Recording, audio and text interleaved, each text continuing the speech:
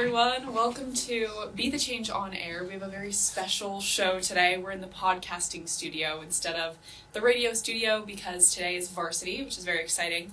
I'm here with Bear Hospital, which I'm really excited to learn about because this isn't something that we have in the US at all. I haven't heard of this before, so I can't wait to learn what you guys do and also to learn a little bit about why you guys do it and who you are. So this is going to be lots of fun, and this will also probably air, gotta figure out a time, but it'll air on Express Radio too, so we won't snub you out of the Express Radio slot. And it'll also be published on Be the Change podcast on Friday. So let's dive in. Introduce yourselves. We had like a very brief, very quick introduction, so I'm also meeting them, so it'll be fun. But whoever wants to go first, go for it. So I'm Eleanor. I'm president of Bear Hospital this year, and I'm a fourth year medical student here at Cardiff. Amazing. And I'm Jamie. I'm the Wellbeing Officer for Bear Hospital, and I'm a third year medical student at Cardiff. Amazing. Okay, so tell me, I know kind of the straightforward, official definition of what Bear Hospital does, but tell me about the events, the programming, tell me all of it.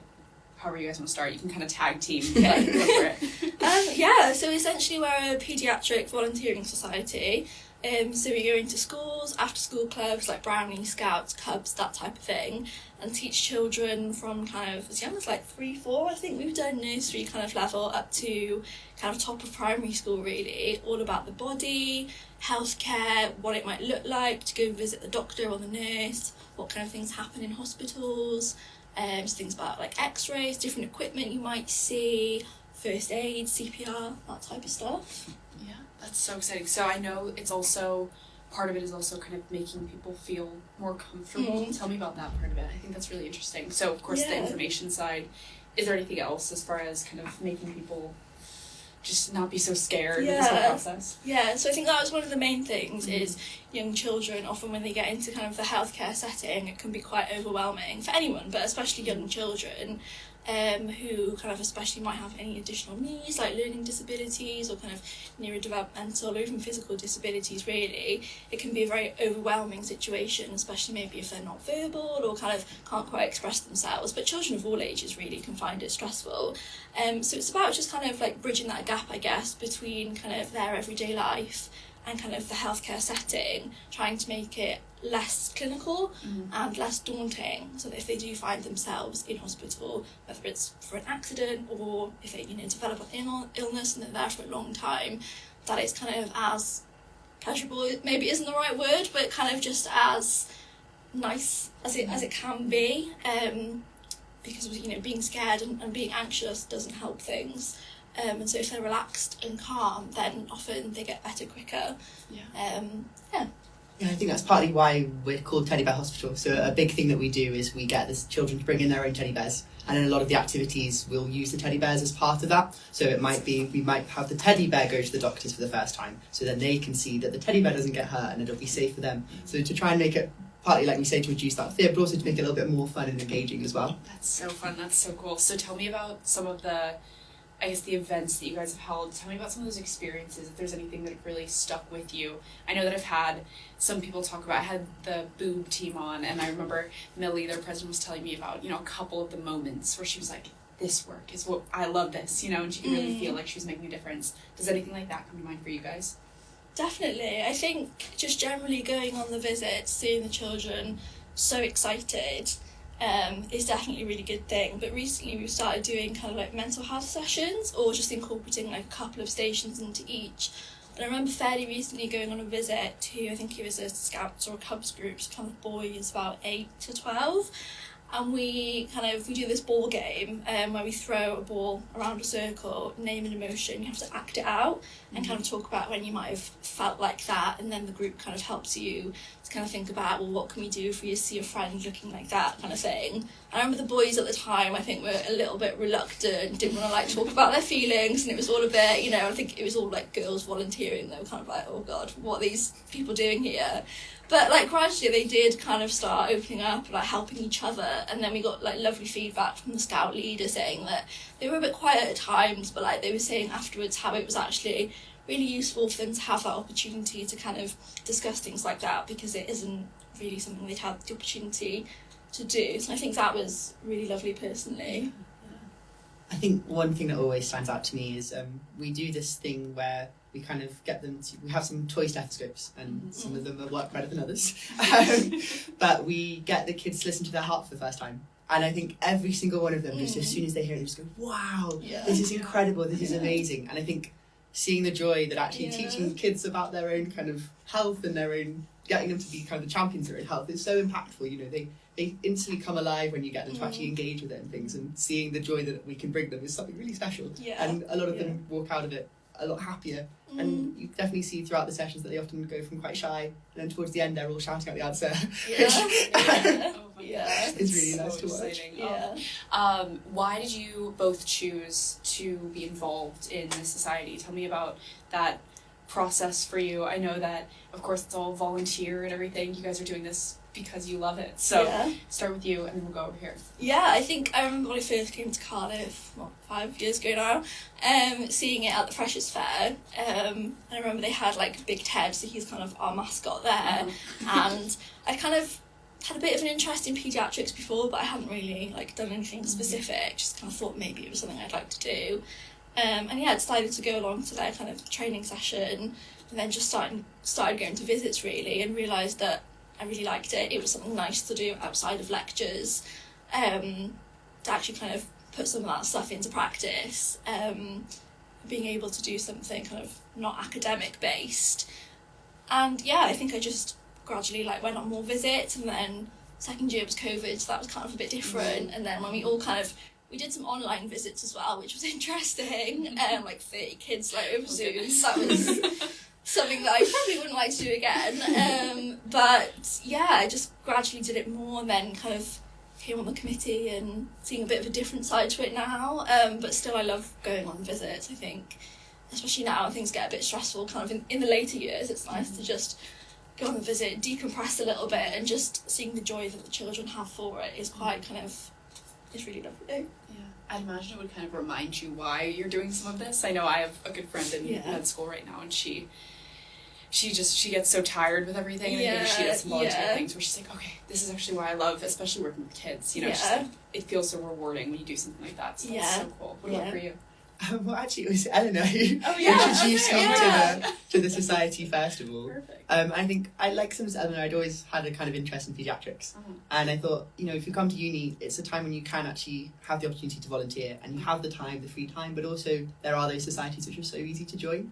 So I think it was a really good thing for me to be able to come to university, meet people who are similarly minded to me, but also get the opportunity to go out and help children. And like you say, it's really nice to have a break from academics, where you kind of meet kids who they're not stressed about work. They're just there to have fun. I think it's a good reminder to myself. And it was from Eleanor that I ended up getting into it. Do you work with lots of different schools, or is it lots of different, so just from all over Cardiff? Or pretty much. I think we have kind of a list that we kind of go back to every year, but I'd say there are some that I remember kind of going to a few times, but all kind of across kind of South Wales. We do kind of some in Newport and kind of Cwmbran, that kind of way as well. So it's quite a wide range of kind of younger years nurseries and like after school clubs as well. So it's quite a diverse group, really. So I love that. I love the societies too that get out into the Cardiff community, because I love just talking with people. I think it definitely helps you to understand the community better and appreciate where you're living so much more, and I just love that.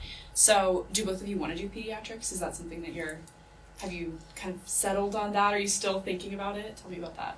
I think still keep my options open, but I think I'd say the most joy I've probably had from placement has been interacting with children and their families, and so I think that's probably the way that I'm headed, unless something suddenly like captures my attention. But at the moment I'd say that's probably top of my list. I think same. I think it's nice to do a society like this where you get to be involved with children and help them, but it doesn't feel too kind of medicine-esque, and it's not just exclusive to people from healthcare backgrounds. We do have some volunteers who aren't in healthcare societies. I think for them it's just a time for people who want to help kids come together, so I think it's really, really nice that. That was actually my next question. Are there people who aren't involved in healthcare that are still involved? That's so interesting. I think that's so cool. Absolutely. We've got quite a range of people. I think some students doing psychology who maybe want to go down like the clinical psychology route, so that's really good experience for them. But I know in the past we've had like chemistry students join us as well. Maths, like completely rogue things that it's still fab, and we do kind of training sessions to kind of go over kind of what we teach the kids. But I think more than anything it's just about having that interest in young people and children, and wanting to make a difference rather than kind of having all that top knowledge, because I think sometimes children, they don't want that, they just want a friendly face, they want to have a little bit of fun, and the knowledge isn't the most important bit, it's kind of it's making that those experiences as good as possible for the children really. And I think as long as you've got the enthusiasm for that, then that's all the kids really want. Yeah, definitely. And that's an experience that hopefully they'll remember, and I'm sure that, you know, if they have to be in a situation where they do have to be in the hospital or where they have to deal with the medical system, hopefully not, but at least they can tap into those memories and remember that it's not so scary. So I want to go a little bit deeper. What inspired both of you to choose that path towards medicine, towards maybe pediatrics, towards just being involved in, I guess just choosing that career path in general? What was that choice like for you? Gosh, I really don't have a good answer for this. I feel like most people have had that like light bulb moment, when they were a kid, or maybe they've had their parents do it. And I knew I wanted to do something in healthcare, but I think I'd always lent more towards psychology for some reason. I think that's what my dad did, so I kind of just found that interesting. And then when I came around to choosing my A-levels, I still had no idea what I wanted to do, so I just kind of kept my options open in terms of my A-level choices. And I was still looking at like healthcare courses, like occupational therapy, nursing, that type of stuff. And then I did my like first year, like year 12 A-level exams. I was literally looking through the prospectus at Cardiff, and I saw this prelim medicine course. And I was like, oh, that's interesting. Kind of like as a joke, saying to my parents, like, oh gosh, like even if I don't have chemistry, I could still do medicine. Like, how cool is that? And then literally like over the next few weeks, I kind of thought about it a bit more, and I was like, oh, okay, like maybe I could do this. And like I distinctly remember going to pick my brother up from uni in Bristol, and like on the way like to my dad saying, I think I might do medicine, you know? And he was like, what? Like this is so random. And then I did some work experience in a hospice and really liked it. And I was like, okay, I'm gonna do like the entry exams, and that was that. It was like a really quick turnover of like thinking that in maybe like July, August, and then by October I put my application in. Like it was such a whirlwind, not planned experience at all. But I feel like that's unique because it's not like a planned thing. It really wasn't at all. What was your experience like? Mine was slightly more planned. Okay. I think I'd always wanted to work in healthcare. I think I remember there was this time when I got off a bus and someone had collapsed and had to like call the ambulance, and then just seeing the paramedics and seeing how in charge of the situation, how much they were helping people, I was like, I really want to do this. And I think I started like you looking at healthcare courses, but I think this was a bit earlier on. I think I was about like 14 at the time. And then started looking kind of healthcare courses, and I think I thought that medicine was the one that really appealed to me the most. And I don't know what it is about pediatrics. I think some people do just enjoy that kind of side. It's a lot more of a fun specialty. You know, you got to have more fun with it because you're with children. You've got to be more engaging. And I think as well, it's quite interesting seeing the kind of having to deal with the family dynamic. Like often with older adults, it's kind of just the one patient, and the family's not quite as important or as relevant. But within pediatrics, it's actually that whole unit. You know, you've got one child, but maybe they've got brothers, sisters who are younger, you've got parents, and I think that part of it really interests me as well, is that kind of whole approach to things rather than just one singular thing. That's so interesting. I actually haven't thought about it like that. I've thought about how kind of sad it would be often, but I was thinking about it from the more like depressing side, I guess, and like the uplifting side, where there really is this unit that you get to interact with, their whole family, and it's important to everyone. And that's so interesting. I love it. I love this conversation because I just feel like the work that you guys are doing is kind of foreign to me. Like I don't know that much about like medicine or in general, but I think it's so cool to hear this impact, because it sounds like you guys really do get to go into these schools and you get to interact with kids and see just directly how much they're enjoying the work that you guys are doing, and I love that. So I think that you are making lots of change as far as impacting people's days, weeks, maybe even lives when they tap into those memories. You know, if they have to eventually at some point and they remember, hey, I brought my teddy bear to this place and people were so nice to me and we had fun. what advice would you have for other people who may be interested in getting involved in something like Teddy Bear Hospital, or maybe even starting their own society or something like that? What advice would you have for those people who may be thinking about it but may not know where to get started? We can start here. Interesting. Yeah, I think just go for it. I think when I was just kind of doing the volunteering itself, I had no idea what like running a society looked like at all. But I think there are a lot of resources out there, and kind of on the SU website and things like that, and kind of collaborating with different societies as well, because it's nice to see how they do things. But I think the best experience, I think, is being involved in that society kind of beforehand, having a bit of knowledge about how it works, what you enjoy, kind of seeing what other people around you like, and then from that you can kind of think, okay, like when I was on this visit, this worked, this didn't, what would I have liked to have seen, and then kind of build on that really. And if you are kind of getting to thinking maybe I'd like to be on a committee for something, then I think it's just about kind of communicating really with people in the society and kind of what would you like to see, what would have been beneficial for you. And I think that's what we've tried to do kind of over the years, I suppose, is kind of adapt how we do things, like training we provide, just to try and make the experience easier and more, enjoyable for people. Yeah, I love that. I think that also really goes hand in hand with be the change you want to see in the world. It's the idea of, pick out something that maybe you would like to see done better, or something that, you would like to change and do it. That's awesome. Have the conversation, reach out, do it. What about you? I have fact of all. I know. What's that have to say? I do think that if you're thinking about joining a society or a volunteering, then that clearly means that you have that interest in it. So actually take that interest and go with that interest. If part of you wants to do it, that means you should do it. I think volunteering can be so rewarding, and I know everyone says that, but actually it's because it is. You do get to give up your time, but actually you get so much out of it. And I think don't be afraid.